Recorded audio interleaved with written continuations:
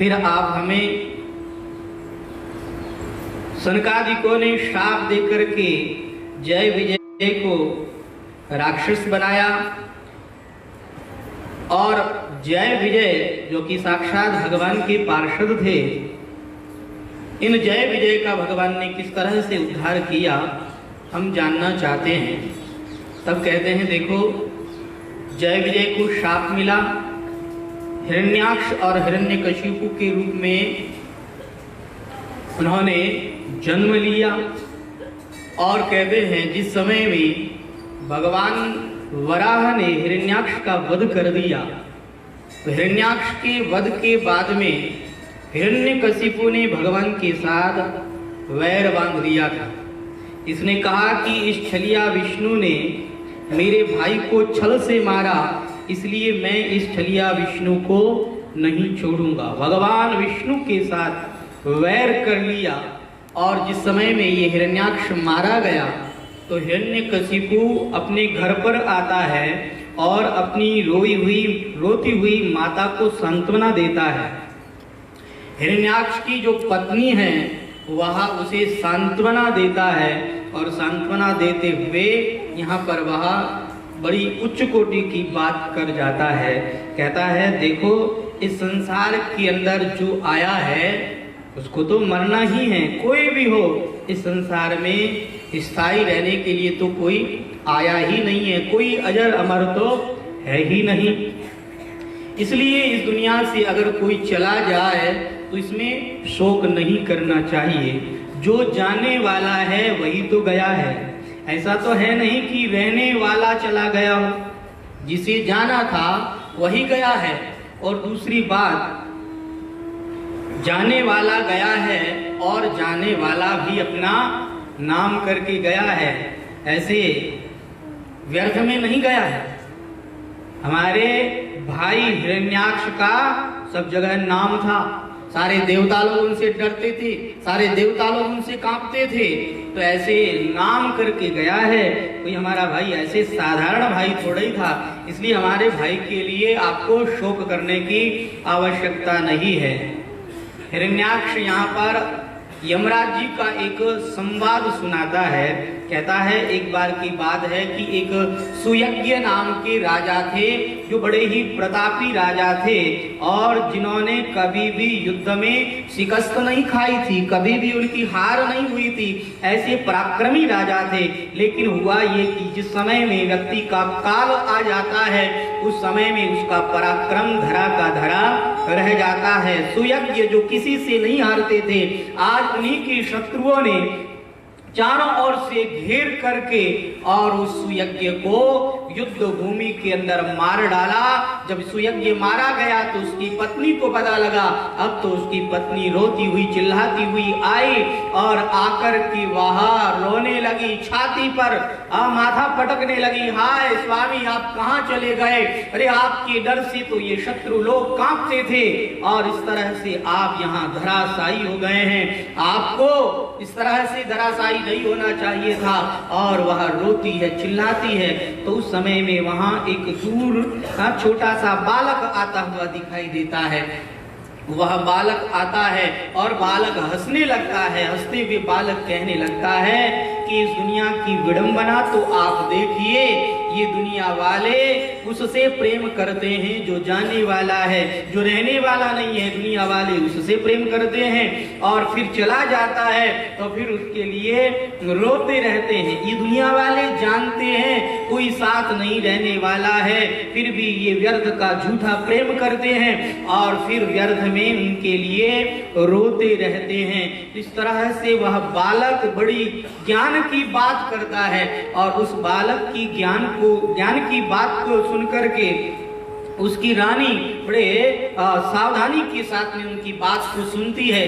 क्योंकि देखिए, जिस समय में हमें दुख प्राप्त होता है, जिस समय में हम संकट की घड़ी में होते हैं, उस समय में अगर कोई ज्ञान की श्रेष्ठ बात बताता है तो हमारे मन को शांति मिलती है, हमें अच्छा लगता है। इसीलिए हमारे संत महापुरुष कहते हैं कि अगर आप दुखी हैं, अगर आपको संसार का वियोग सहन नहीं हो रहा है तो आप सत्संग में जाइए, जाइए, सत्संग में जाने से आपको शांति मिलेगी। हम लोगों की उल्टी बुद्धि है, जिस समय में हमारे घर से कोई चला जाता है उस समय में हम कहते हैं कि नहीं, हम कहीं सत्संग में नहीं जाएंगे। अरे भैया, उस समय ही सत्संग की आवश्यकता है, उस समय में सत्संग जरूरी है, लेकिन हम कहते हैं कि नहीं भाई, हमारे घर में गमी जोड़ी है, मैं तो सत्संग में नहीं जाऊँ। अरे भैया, उस समय में सत्संग करना चाहिए, वही समय है सत्संग का। उसी समय में आपको सत्संग की बात अच्छी लगेगी और उस समय में आपको सत्संग की बात में आपका मन लगेगा, आपके आचरण में वो बातें आएगी। इसलिए ऐसे समय में तो सत्संग करना ही चाहिए। हाँ, कहीं खुशी हो तो उस खुशी में सम्मिलित नहीं होना चाहिए, लेकिन जहाँ भगवान की कथा हो, जहाँ सत्संग हो, वहाँ तो जाना ही चाहिए। सुयज्ञ की रानी ने जब उस बालक के द्वारा ज्ञान की बात सुनी तो उनको बड़ा अच्छा लगा और वो बालक उस समय में वहाँ बहुत अच्छी अच्छी ब्रह्म ज्ञान की बातें सुनाते हैं और कहते हैं कि देखो, यही तुम्हारे पतिदेव जब लड़ते थे तो शत्रु उनसे कांपते थे, क्योंकि इनका पराक्रम था। और देखो, इनकी जब तक आयु शेष थी तब तक हजारों शत्रु भी मिलकर के इसका कुछ नहीं बिगाड़ पाए, और जब इनकी आयु शेष नहीं रह गई, इनका जब काल आ गया तो इन्हीं के शत्रुओं ने ही इन्हें मार गिराया। जब किसी व्यक्ति का काल आ जाता है तो उसे कोई नहीं बचा सकता है। जैसे आपने चित्रकेतु की बात सुनी थी, चित्रकेतु के एक ही पुत्र हुआ, लेकिन वह अपने एक पुत्र को भी बचा नहीं पाया। जब काल आता है तो उस समय में घर वाले ही मार देते हैं। चित्रकेतु के बेटे को चित्रकेतु की दूसरी रानियों ने ही मार दिया था। जब काल आता है उस समय में कोई संबंध नहीं देखता है और कुकर्म कर बैठता है, पाप कर्म कर बैठता है। और जब काल नहीं हो उस समय में चाहे जो प्रयास कर लिया जाए, व्यक्ति को कोई मार नहीं सकता है। जैसे कि चंद्रहास का चरित्र आता है कि चंद्रहास जिस समय में जन्म लेता है तो उस समय में वह चंद्रहास बहुत छोटा सा बालक था, नन्हा सा बालक था, और उसकी यह जो अंगुलियां, जैसे हमारे 5 अंगुलियां हैं तो उसके 6 अंगुलियां थी। और 6 अंगुलियों को जब किसी पंडित ने देखा तो कहा, महाराज ये बालक आपके ऊपर कष्ट बन कर के आया है, इसकी 6 अंगुलियां हैं, इसलिए महाराज ये बालक आपके लिए सही नहीं है। लेकिन उन्होंने पंडित की बात पर ध्यान नहीं दिया और अपने बालक का पालन पोषण करते रहे। हुआ ये कि उनकी नगरी पर आक्रमण हो गया और वो राजा मारे गए और केवल एक चंद्रहास ही बचा। तो चंद्रहास की जो दायमा थी, उस दायमा ने चंद्रहास को फटे पुराने वस्त्र पहना करके वहां से कहीं बाहर लेकर के दूसरे देश में चली गई और वहां जाकर के उसने कहा कि यहाँ मुझे कहीं नौकरी मिल सकती है क्या? तो कहा कि हाँ, यहाँ एक बहुत सुंदर राजा रहते हैं और बड़े ही प्रतापी और बड़े ही दयावान राजा हैं, और उन राजा का एक मंत्री है जिसका नाम है धृष्ट बुद्धि। वह मंत्री ही राजा को चलाता है, उस मंत्री की बहुत चलती है। अगर आप उस मंत्री के पास में चले जाओ तो वो मंत्री आपको नौकरी दे देंगे। अब वह दायमा चंद्रहास को लेकर के धृष्ट बुद्धि के पास में आई और जैसे ही उस सुंदर से बालक को धृष्ट बुद्धि ने देखा तो उसे दया आ गई और उसने उस दायमा को घर के काम में रख लिया। कहा, मेरे घर में ही रहो और काम करती रहो, तुम्हारे भोजन की कोई कमी नहीं आएगी। अब वहां चंद्रहास रहने लगा। अब उस धृष्ट बुद्धि की एक कन्या थी जिसका नाम था विषया।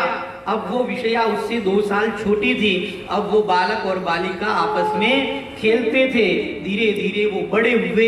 एक दिन किसी ब्राह्मण देवता ने जैसे ही चंद्रहास का ललाट देखा तो कहा, महाराज यह बालक तो बड़ा होनहार होगा और यह बालक आपके कन्या का पति होगा, आपका यह दामाद बनेगा और महाराज यह आपका राजा भी बनेगा। दृष्ट बुद्धि ने कहा मेरे टुकड़ों से पलने वाला यह दासी पुत्र मेरा दामाद बनेगा?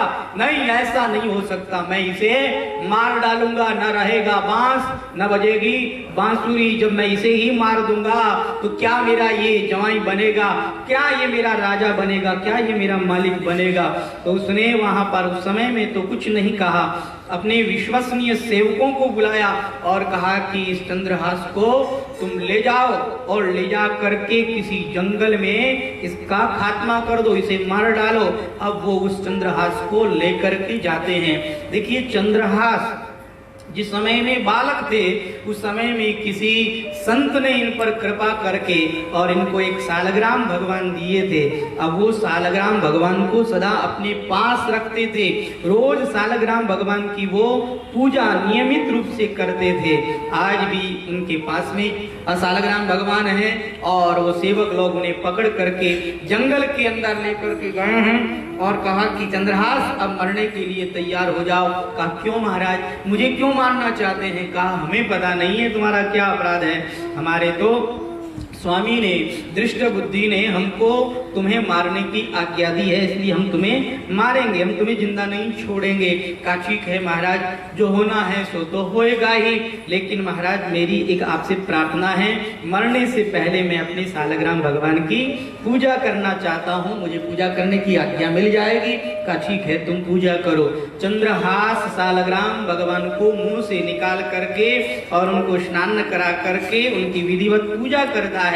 जब छोटे से बालक को इस तरह से पूजा करते हुए देखा तो वो जो मारने के लिए आए थे उन लोगों ने कहा कि देखो देखो छोटा सा बालक है, लेकिन इस बालक की बुद्धि को धन्यवाद है, इस बालक को देखो कितनी इसकी सद्बुद्धि है, इसके विचार देखो कितने सद्विचार हैं, और हम लोग कितने दुष्ट हैं कि ऐसे बालक को ही मारने के लिए तैयार हो गए। अरे इस बालक ने दृष्ट बुद्धि का क्या बिगाड़ा होगा जो इसे मारने के लिए भेज दिया? नहीं नहीं, हम तो ऐसा काम नहीं करेंगे, आज तक हमने गलत ही गलत काम किए हैं, लेकिन ये तो बहुत ज्यादा गलत काम हो जाएगा।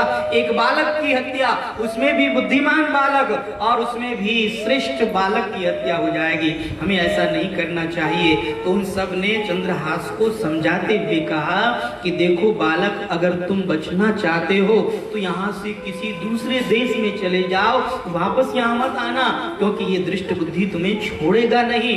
लेकिन दृष्ट बुद्धि को हमें यह प्रमाण भी दिलाना होगा, हमें यह विश्वास भी दिलाना होगा कि तुम्हारी हमने हत्या कर दी है, तो इसलिए ऐसा करते हैं, तुम्हारी ये 6 अंगुलियां हैं, 6 अंगुलियों में से 1 अंगुली तुम्हारी हम काट लेते हैं। तो उन्होंने उस चंद्रहास की 1 अंगुली काट दी और चंद्रहास समय में छोटा सा बालक था, मूर्छित होकर के वहां नीचे गिर गया और वो लोग वहां से चले गए। जाकर के दृष्ट बुद्धि को कहा कि हमने आपके शत्रु को मार डाला है, ये देखो ये हम निशान के तौर पर उसकी अंगुली लेकर के आए। अब देखिए चंद्रहास की 6 अंगुलियां थी, इसलिए वह दुर्भाग्य वाला था, लेकिन अब तो उसकी 1 अंगुली काटी जा चुकी है, अब तो उसकी 5 अंगुलियां हो चुकी है। अब उसके भाग्य का उदय हुआ।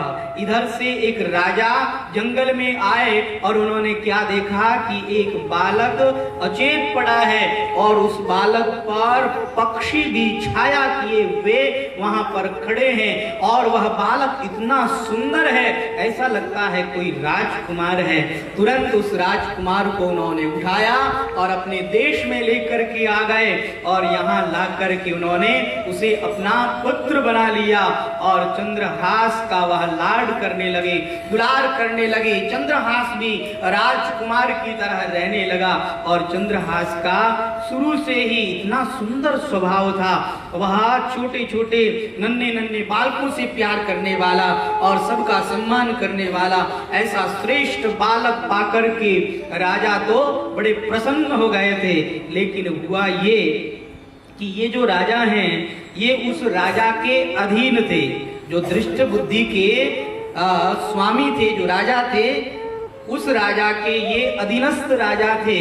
तो इनको कर चुकाने के लिए जाना पड़ता था, लेकिन अब पुत्र को पाकर के ये कर चुकाना तो भूल ही गए थे। और इधर सब जगह यह बात फैल गई थी, राजा को बड़ा अच्छा युवराज मिल गया है, एक दत्तक पुत्र मिल गया है। यह बात उन राजा के कान में भी पहुंची, तो उन राजा ने दृष्ट बुद्धि को बुलाया और कहा कि देखो, अमुक अमुक जो राजा हैं उन्होंने कर नहीं चुकाया है, तुम जाओ, जाकर के उनसे कर लेकर के आओ। और हमने सुना है कि उनके पास में एक बहुत सुंदर दत्तक पुत्र प्राप्त हुआ है, एक युवराज प्राप्त हुआ है। तो अगर वह अच्छा हो तो उसका राज तिलक भी करके आ जाना, युवराज बना करके आ जाना, स्वीकृति दे करके आ जाना। और अगर बालक अच्छा हो तो तुम्हारी कन्या भी बड़ी होने वाली है, तुम्हारी कन्या भी विवाह के योग्य होने वाली है। बालक अच्छा लगे तो अपनी बालिका की उसके साथ सगाई भी करके आ जाना। इधर दृष्ट बुद्धि वहां से निकला और निकल करके उस राज्य में पहुंचा।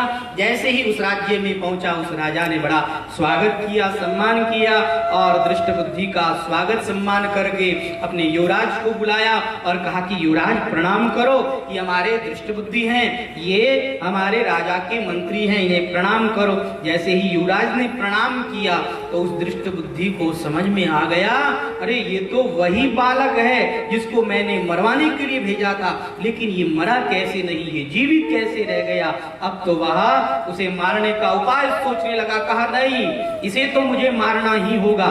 तो उसने कहा कि देखो महाराज, हमारे महाराज ने आपके युवराज को स्वीकार करने के लिए आपके युवराज को वहां बुलाया है, हम आपके पास में बैठे हैं, आप अपने युवराज को महाराज के पास में भेज दीजिए, तो महाराज आपके युवराज को युवराज के रूप में स्वीकार कर लेंगे और हम एक पत्र लिख करके दे देते हैं।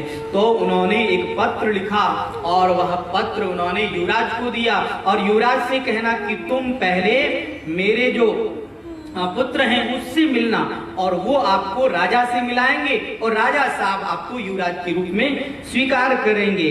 तो उन्होंने एक पत्र लिख दिया। उस पत्र में उन्होंने एक श्लोक लिखा था, उसमें लिखा था विशस्मयी दातव्यम, इस बालक को मैं तुम्हारे पास में भेज रहा हूं, इसे विष दे देना। और त्वया मदन शत्रवे, अपने पुत्र का नाम था मदन, हे मदन ये तुम्हारा शत्रु है, इसलिए विषस्मयी दातव्यम, इसे विष दे देना। कार्याकार्य न कर्तव्यम, तुम किसी बात पर विचार नहीं करना और मेरी बात का, मेरी आज्ञा का तुरंत पालन करना, इसमें देरी मत करना। ऐसा श्लोक लिख करके उन्होंने उसे दे दिया और उस श्लोक को लेकर के वो जैसे ही इस कुंतल देश में आए, यहाँ आते ही एक बगीचा देख करके उनका विश्राम करने का मन हुआ। अब उस बगीचे में वो विश्राम करने लगे।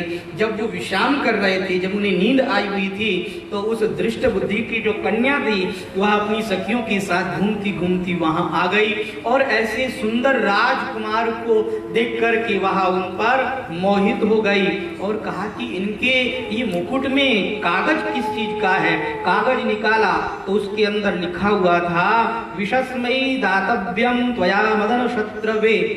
उसने बार बार पढ़ा, कहा ये राइटिंग तो पिताजी की है, पिताजी के साइन भी लगे किए हुए हैं और पिताजी इस सुंदर सुकुमार राजकुमार को क्यों मारना चाहते हैं। नहीं नहीं, पिताजी तो ऐसा नहीं कर सकते।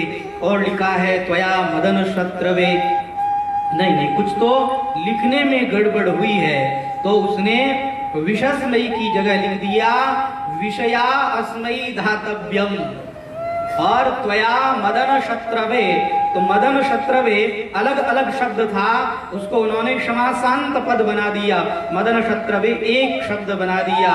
कहा देखो यह मदन शत्रु, मदन कहते हैं कामदेव को, कहा ये कामदेव से भी ज्यादा सुंदर बालक है, इस बालक को विषया अस्मै दातव्यम, विषया दे दो, अर्थात अपनी जो विषया बेटी है उसका इसके साथ में विवाह कर दो, और कार्याकर्ण्य न कर्तव्यम, तुम और कुछ विचार मत करो, जल्दी से जल्दी उसका विवाह करा दो।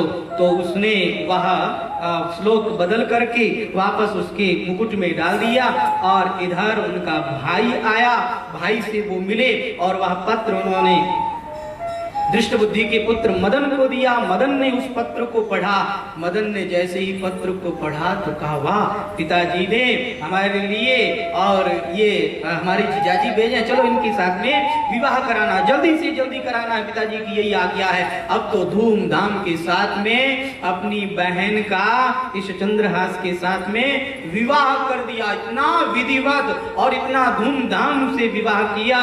अब वो दृष्टबुद्धि 2 दिन बाद में वापस आए, कहा अब तो मेरा शत्रु मारा गया होगा, लेकिन जैसे ही नगर में आए सब लोगों ने बधाई दी और कहा, महाराज बधाई हो आपको, मंत्री जी बधाई हो आपको, आपकी बेटी को तो बहुत ही सुंदर दामाद मिला है, महाराज आपके अच्छे भाग्य हैं, आपकी पुत्री जैसी सुशीला है ऐसे ही आपको दामाद भी बड़ा सुशील दामाद मिला है और बड़ा श्रेष्ठ आचरण वाला दामाद मिला है। कहा, मेरी पुत्री का और विवाह, ये क्या सुन रहा हूं मैं। अब अपने पुत्र को बुला करके पूछा तो कहा, पिताजी आपने ही तो श्लोक लिख करके भेजा था कि विषयास्मै दातव्यम, इसे विषया दे दो, इसका विवाह कर दो। अब तो उसने कहा कि मैं जिसे मारना चाहता था उसके साथ में ही मेरी पुत्री का विवाह हो गया, लेकिन कोई बात नहीं, इसने विवाह करके अच्छा नहीं किया है, पुत्री भले ही विधवा हो जाए लेकिन इसे मैं नहीं छोड़ने वाला हूं। उसने कहा कि देखो, तुम्हारा अभी अभी विवाह हुआ है, हमारे यहाँ की एक प्रथा है, विवाह हो तो दामाद को भद्रकाली के मंदिर में अकेले सायंकाल को पूजा करने के लिए जाना चाहिए। सायंकाल हुआ तो उन्होंने चंद्रहास को भद्रकाली के मंदिर में पूजा करने के लिए भेज दिया, और इधर से 2 व्यक्तियों को भेज दिया, कहा भद्रकाली की पूजा करने के लिए जब भी कोई व्यक्ति आए तो उसका सर धड़ से अलग कर देना। इधर वहां के जो राजा थे, उस राजा को ज्योतिष ने आकर के कहा, महाराज आपकी आयु बहुत कम शेष रह गई है, अब आप मरने वाले हैं और आपने पीछे कोई युवराज भी नहीं बिठाया, महाराज अब आपको कुछ करना चाहिए। कहा, आप ज्योतिष के जानकार हैं, आप ही बता दीजिए हम किसके साथ में अपनी पुत्री का विवाह करें और किसे हम राजा बनाएं। तो कहा, महाराज ये जो दृष्टबुद्धि के दामाद हैं यही आपके राजा बनेंगे और इन्हीं के साथ में ही आप अपनी पुत्री का विवाह करा देवे। अब तो ज्योतिष ने जैसे ही कहा, महाराज ने तैयारी चालू कर दी और इधर खूब आनंद के साथ में तैयारियां हो रही है, और इधर दृष्टबुद्धि का जो पुत्र मदन था उसे कहा गया कि तुम जाओ और जाकर के अपने जीजाजी को बुला करके लाओ, उनके साथ में हमारी पुत्री का धूमधाम से विवाह किया जाएगा। तो और इधर वो चंद्रहास जा रहे थे भद्रकाली की पूजा करने के लिए, और इधर से दृष्टबुद्धि का पुत्र मदन पास में पहुंचा और कहा, देखो जीजाजी ये पूजा तो मैं करके आ जाता हूँ, आपके पाती की पूजा मैं कर देता हूँ, आप तो जल्दी जाइए, महाराज ने आपको याद किया है, आपको जल्दी से जल्दी राजा बनाया जाएगा और आपका जल्दी से जल्दी उनकी पुत्री के साथ में विवाह कर दिया जाएगा। तो वो चंद्रहास वहां से राजा के पास भी निकले और इधर दृष्टबुद्धि का पुत्र भद्रकाली के मंदिर में गया, और वहां तो वो मारने वाले पहले से ही तैयार थे, उन्होंने उस दृष्टबुद्धि के पुत्र को वहीं मार गिराया। दृष्टबुद्धि आए और उन्होंने आकर के क्या देखा कि आज तो मैंने अपने ही पैरों पर कुल्हाड़ी मार दी, मैंने चंद्रहास को मारने के लिए कहा था और इन्होंने तो मेरे ही पुत्र को मार डाला, अरे मेरे ही कुकर्म के कारण मेरा आज पुत्र मारा गया है, अब मुझे भी जीवित रह करके क्या करना है। वह स्वयं भी वहीं पर मर करके गिर जाता है। दोनों बाप बेटे मारे गए। इधर चंद्रहास का विवाह हुआ, चंद्रहास को राजा बनाया गया, और जैसे ही चंद्रहास चक्रवर्ती सम्राट बने तो प्रजा के अंदर आनंद ही आनंद हो गया। अब चंद्रहास कहते हैं कि मुझे अपने पिताजी से, अपने ससुर जी से आशीर्वाद देना चाहिए, मेरे दृष्टबुद्धि और मेरे साले साहब कहाँ हैं, उन्हें आशीर्वाद देना चाहिए। किसी ने आकर के सूचना दी, महाराज दृष्टबुद्धि और उनके पुत्र तो मारे गए, उनकी तो हत्या हो गई। जैसे ही जाकर के भद्रकाली के मंदिर में देखा तो वहां दृष्ट बुद्धि भी मरा पड़ा है, उनका पुत्र भी मरा पड़ा है। अब दृष्ट बुद्धि तो अपने कुकर्म के कारण मारा गया, और ये मदन इनका जो बेटा वह कैसे मारा गया? कहा ये इस दुष्ट का बेटा था, इसलिए वह भी मारा गया। अब तो उन्हें चंद्रहास को बड़ा दुख हुआ। भद्रकाली के सामने उन्होंने सुंदर स्तुति गाई। भद्रकाली प्रकट हुई, वत्स मांगो, वर मांगो, तुमको क्या चाहिए? कहा हे देवी, मुझे और कुछ नहीं चाहिए, मेरे ये ससुर और मेरे ये साले दोनों जीवित हो जाएं, ऐसी आप मेरे पर कृपा कर दो। भद्रकाली ने तथास्तु कहा, और वहां पर दृष्ट बुद्धि और उनका पुत्र दोनों जीवित हो गए। और अब दृष्ट बुद्धि की जो अंतःकरण वह पवित्र हो गया। दृष्ट बुद्धि ने माफी मांगी और कहा कि मैंने तुम्हें मारने के लिए क्या नहीं किया, लेकिन देखो जिस पर भगवान की कृपा होती है और जिसका काल नहीं होता है उसका कोई भी बाल भी बांका नहीं कर सकता है। तो जिसका काल आता है उसी को ही कोई मार सकता है, बिना काल आए कोई किसी को भी नहीं मार सकता है। आज यमराज जी बालक बन करके आए हैं और इस तरह से सुयज्ञ की रानियों को और सुयज्ञ के कुटुंबियों को ऐसी सुंदर शिक्षा देते हैं। हिरण्याक्ष के भाई हिरण्यकशिपु अपनी माँ को और हिरण्याक्ष की पत्नी को यह ज्ञान देते हैं और कहते हैं कि अब आपको मेरे भाई के लिए शोक करने की आवश्यकता नहीं है, आप निश्चिंत हो जाएं। अब मैं जाता हूं और जाकर के ऐसी कठोर तपस्या करूंगा, ऐसी कठोर तपस्या करूंगा कि उस छलिया विष्णु के साथ मेरा युद्ध होगा। ऐसा कह करके आज हिरण्याक्ष तपस्या करने के लिए निकला, और जैसे ही तपस्या करने के लिए हिरण्याक्ष निकला और तपस्या करने के लिए एक पेड़ के नीचे आकर के बैठा, कहते हैं उस समय में एक तोता आता है और तोता आकर के बैठ करके सुंदर संकीर्तन करने लगता है। श्री कृष्ण गोविंद हरे मुरारे, हे नाथ नारायण वासुदेवा। श्री कृष्ण गोविंद हरे मुरारे, हे नाथ नारायण वासुदेवा। अब वो तोता इतनी मीठी वाणी बोलता है, इतनी मधुर वाणी बोलता है कि हिरण्यकशिपु उसकी ओर देखता ही रह जाता है। आहा, तोते बहुत देखे लेकिन ऐसी मीठी वाणी बोलने वाला, अरे ऐसी मधुर वाणी बोलने वाला तोता हमने नहीं देखा। अरे कितनी मधुर वाणी बोलता है, कितनी मीठी वाणी बोलता है। अब तो तोता उसके कंधे पर बैठ गया और उसके कान में कहने लगा, श्री कृष्ण गोविंद हरे मुरारे, हे नाथ नारायण वासुदेवा। श्री कृष्ण गोविंद हरे मुरारे, हे नाथ नारायण वासुदेवा। आहा, हिरण्यकशिपु ने कहा, वाह कितना मधुर बोलता है, कितनी मीठी वाणी बोलता है। लेकिन जैसे ही गौर से सुना तो कहा, रे मेरे कंधे पर बैठ करके मेरे ही शत्रु का नाम ले रहा है। पकड़ना चाहा लेकिन वह तो उड़ गया और उड़ करके भी कहने लगा, श्री कृष्ण गोविंद हरे मुरारे, हे नाथ नारायण वासुदेवा। हिरण्यकशिपु ने कहा, आज तपस्या करने के लिए नहीं बैठेंगे। क्यों नहीं बैठेंगे?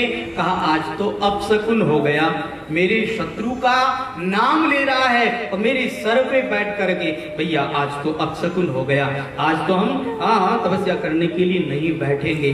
अब जरा आप बताइए कि क्या भगवान का नाम सुनने से भी कोई अपशकुन होता है? लेकिन हिरण्यकशिपु की जैसी प्रवृत्ति वाले जो लोग होते हैं वो ऐसा कहते हैं। आपको दुनिया में ऐसे कई हिरण्यकशिपु मिल जाएंगे जो ये कहते हैं कि भगवान के नाम से हमको अपशकुन हो गया। कई लोग ऐसे भी हैं जो ये कहते हैं कि नहीं नहीं भैया, घर में महाभारत नहीं रखनी चाहिए। अरे भैया क्यों नहीं रखनी चाहिए? का घर में महाभारत रखते हैं तो घर में महाभारत हो जाती है। घर में रामायण नहीं रखनी चाहिए। क्यों नहीं रखनी चाहिए? का घर में रामायण रखो तो घर में रामायण हो जाती है। मुझे ये बात बताओ कि जिनके घर में महाभारत नहीं है, क्या उनके घर में महाभारत नहीं होती है? क्या जिनके घर में रामायण नहीं है, क्या उनके घर में रामायण नहीं होती है? देखिए, रामायण रखने से रामायण नहीं होती, महाभारत रखने से महाभारत नहीं होती है। मैं व्यासपीठ से दावे के साथ कह सकता हूं, जिसके घर पर रामायण है और जिसने रामायण पढ़ी है उसके घर की रामायण मिट जाएगी, उसके घर का झगड़ा मिट जाएगा। जिसने महाभारत पढ़ी है उसकी घर की महाभारत मिट जाएगी। ये हमारी भारतीय संस्कृति के धर्म ग्रंथ हैं। इन धर्म ग्रंथों का जो आश्रय लेता है उसके जीवन में शांति शांति होती है, उसके जीवन में क्लेश मिट जाता है, उसके जीवन में अशांति मिट जाती है, उसके जीवन में आनंद ही आनंद हो जाता है। कोई राम जी के चरित्र को पढ़े और ऐसा हो सकता है क्या कि वह अपने पिता की आज्ञा का उल्लंघन करे। श्री राम जी का चरित्र आदर्श है और जो श्री राम जी के चरित्र को पढ़ लेवे वह कभी भी अपने पिता की आज्ञा का उल्लंघन नहीं कर सकता है। जो श्री लक्ष्मण जी के चरित्र को पढ़ लेवे वह कभी भी अपने भाई का अपमान नहीं कर सकता है। जो श्री सीता मैया के चरित्र को पढ़ लेवे वह कभी भी अपने पति की आज्ञा का उल्लंघन नहीं कर सकती है। अपने सास ससुर को वह गाली नहीं निकालेगी, अपने सास ससुर की वह सेवा करने वाली होगी। रामायण के एक एक पात्र को जो पढ़ लेता है और उसे सुन लेता है, भरत जी महाराज का जो जीवन चरित्र पढ़ लेता है वह भगवान से प्रेम न करे। कभी ऐसा हो सकता है क्या? गोस्वामी तुलसीदास जी महाराज क्या कहते हैं कि जो न हो तो जग जन्म भरत को। अगर इस जगत के अंदर श्री भरत जी महाराज का जन्म नहीं होता तो मुझे इस दुनिया से हटा करके भगवान के अंदर कौन लगाता।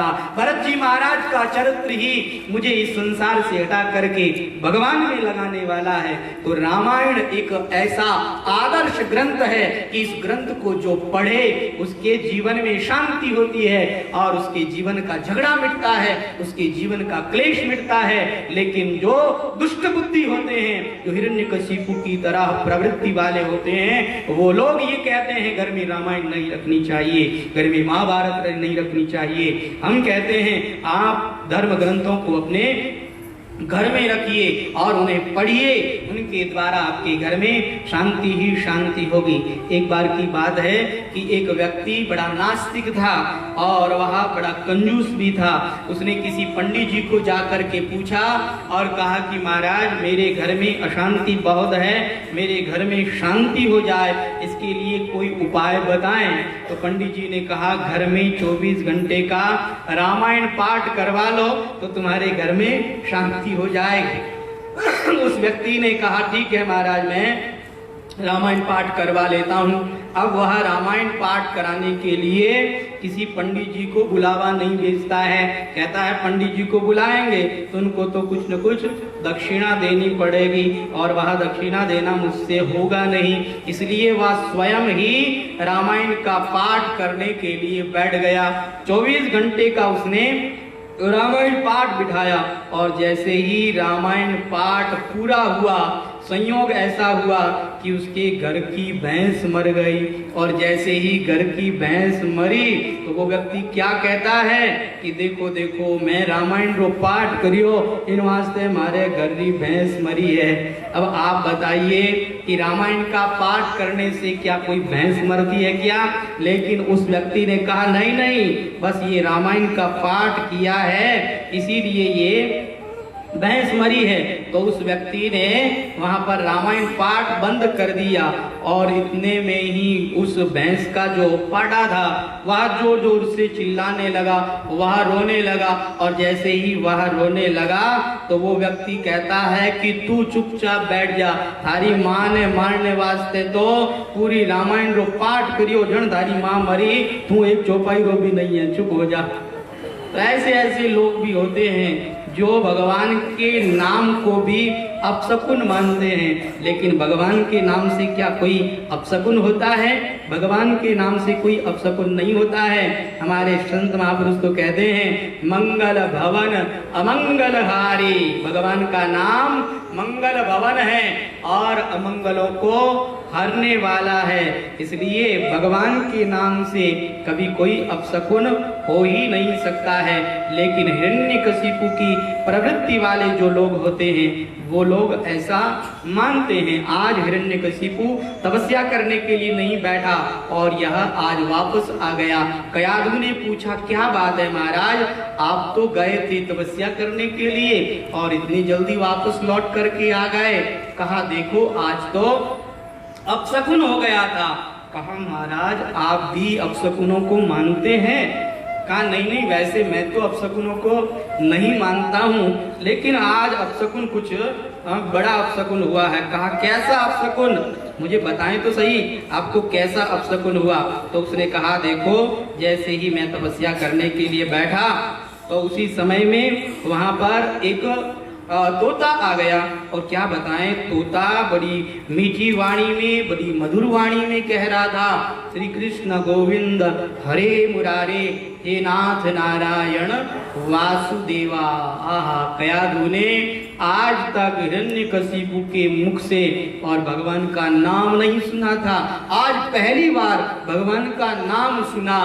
कयाधु तो प्रसन्न हो गई। कहा मेरे पतिदेव और इस तरह से भगवान का नाम का सुमिरन कर रहे हैं। आहा, वह तो जल्दी जल्दी गई, जल लेकर के आई। लो पतिदेव, आपको प्यास लगी होगी, आप जल पी लो। और जल पिलाने के बाद में कहती है, पतिदेव एक बार और बताइए ना, वो तोता कैसे बोल रहा था? कहा वो तोता कह रहा था, श्री कृष्ण गोविंद हरे मुरारे, हे नाथ नारायण वासुदेवा। आप तो आज बड़े अच्छे अच्छे पकवान बनाए और बढ़िया भोजन कराने के बाद में फिर कयाधु कहती है, पतिदेव एक बार और बताइए ना, वह तोता कैसे बोल रहा था?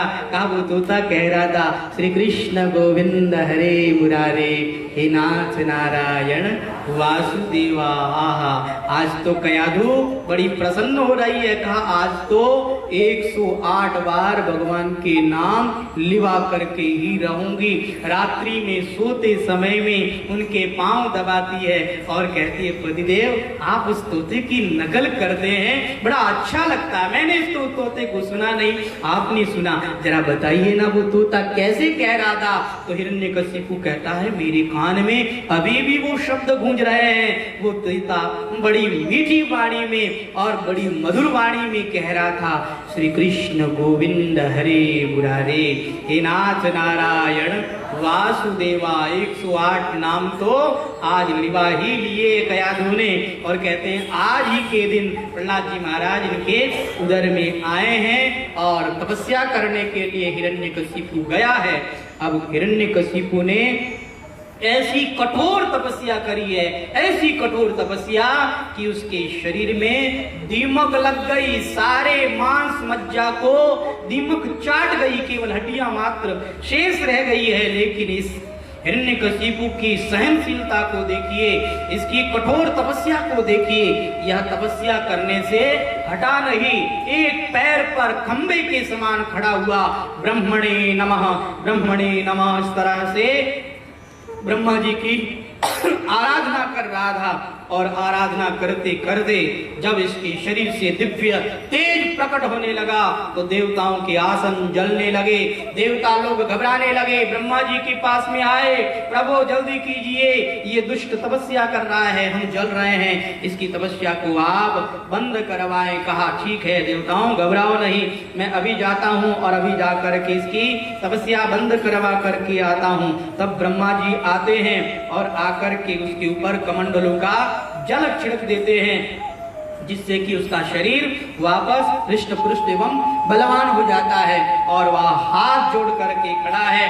ब्रह्मा जी कहते हैं, वत्स वरम ब्रूहि, मांगो वर मांगो, क्या चाहिए? कहा महाराज फिलहाल मुझे ये वरदान दे दो कि मैं अजर और अमर हो जाऊं। ब्रह्मा जी ने कहा ना, ये वरदान मैं नहीं दे सकता। कहा क्यों नहीं दे सकते? कहा मैं स्वयं भी अजर अमर नहीं हूँ, तुम्हें कैसे अजर अमर कर सकता हूँ, कोई दूसरा वरदान मांग लो। तो कहा महाराज फिर ध्यान पूर्वक सुनो। वह कहने लगा महाराज मैं न बाहर मरूं, न भीतर मरूं, न ऊपर मरूं, न नीचे मरूं, न दिन में मरूं, न रात में मरूं, न अस्त्र से मरूं, न शस्त्र से मरूं, न गीले से मरूं, न सूखे से मरूं, न मनुष्य से मरूं, न जानवर से मरूं, आपके बनाए हुए किसी भी प्राणी से मैं नहीं मरूं। ब्रह्मा जी ने कहा अरे भैया तूने तो वरदानों की झड़ी लगा दी, ऐसे क्या वरदान मांग रहा है, कोई एक वरदान मांग ले। कहा महाराज ऐसे फोकट में नहीं मांग रहा हूं, तपस्या की है, देना हो तो दो, नहीं तो फिर बैठता हूं तपस्या करने के लिए। ब्रह्मा जी ने कहा अरे भैया ये लो तथास्तु। जैसे ही ब्रह्मा जी ने तथास्तु कहा, अब तो वह ब्रह्मा जी को प्रणाम करके अपनी नगरी में, अपनी राजधानी में लौट करके आ गया और असुरों से कहने लगा जितने भी यज्ञ करने वाले ब्राह्मण हैं सबको मार डालो, और जितने भी ये विष्णु का नाम लेने वाले साधु महात्मा हैं इन सबको मार डालो। अब तो राक्षस लोग वैसे भी दूसरे को सता करके राजी होने वाले होते हैं, इन्हें ऐसी आज्ञा मिल गई। अब तो ये लोग और ज्यादा प्रसन्न हो गए और पूरी त्रिलोकी के अंदर इन्होंने हाहाकार मचा दिया, लोगों को मारना चालू कर दिया, ब्राह्मणों को सताना चालू कर दिया, सारी त्रिलोकी के अंदर त्राही त्राही मचा दी है। और कहते हैं इस हिरण्यकशिपु के 4 संतान हुई है, ह्राद, अनुह्राद, संह्राद और प्रह्लाद। कहते हैं प्रह्लाद जी महाराज सबसे छोटे हैं, लेकिन प्रह्लाद जी महाराज की भगवान में इतनी आस्था है, भगवान से इतना प्रेम है कि बचपन से ही भगवान नाम जप करते हैं, बचपन से ही भगवान के नाम का कीर्तन करते हैं। प्रह्लाद जी महाराज को भगवान के ऊपर क्यों विश्वास है, इसके पीछे भी एक कहानी है। प्रह्लाद जी महाराज छोटे से बालक थे और उस समय में अपने साथियों के साथ खेल रहे थे। खेल ही खेल में वो दूसरी जगह पर चले गए और वहां उन्होंने क्या देखा कि श्रियादे नाम की एक देवी वहां रो रही है और रोती हुई भगवान की नाम की माला जप रही है। कहा माते आप रोती क्यों हो? कहा देखो मैंने ये घड़े बनाए हैं, ये मटकियां बनाई है और मटकियों के चारों ओर मैंने आग लगा दी है और आग इतनी ज्यादा लग गई है कि ये आग अब बुझाई नहीं जा सकती है। कहा तो फिर आपको चिंता क्यों रही, आपकी चिंता का कारण क्या है? कहा इन मटकियों के बीच में बिल्ली के बच्चे ब्याए हुए हैं, वो छोटे छोटे बच्चे हैं, मैं उनको निकालना भूल गई और ये बच्चे मर जाएंगे, इस आग के द्वारा वो जल जाएंगे, इसलिए मैं भगवान से प्रार्थना कर रही हूँ क्योंकि अब तो और कोई नहीं बचा सकता, अब तो भगवान ही बचा सकते हैं। मैं भगवान से प्रार्थना कर रही हूँ, वो भगवान जरूर इन बच्चों को बचाएंगे। प्रह्लाद जी महाराज ने कहा माते ऐसा कैसे हो सकता है, चारों ओर आग जल रही है और आग में भी क्या कभी कोई सुरक्षित रह सकता है? नहीं माते मुझे विश्वास नहीं होता है कि आपके ये बिल्ली के बच्चे बच जाएंगे। कहा देखो 2-3 दिन बाद में जब ये आग बुझ जाएगी तो उस समय में मैं जब इसे खोलूंगी उस समय में तुम यहाँ आना और आकर के देख के जाना। मुझे विश्वास है कि भगवान इन बिल्ली के बच्चों को बचाएंगे। और हुआ यह कि तीसरे दिन प्रह्लाद जी महाराज आए और प्रह्लाद जी महाराज के सामने वह आंख खोली गई और जैसे ही उसे खोला गया क्या देखा कि बिल्ली के बच्चे बीच में खेल रहे हैं, उनका तो बाल भी बांका नहीं हुआ। प्रह्लाद जी महाराज को तब से भगवान के ऊपर दृढ़ विश्वास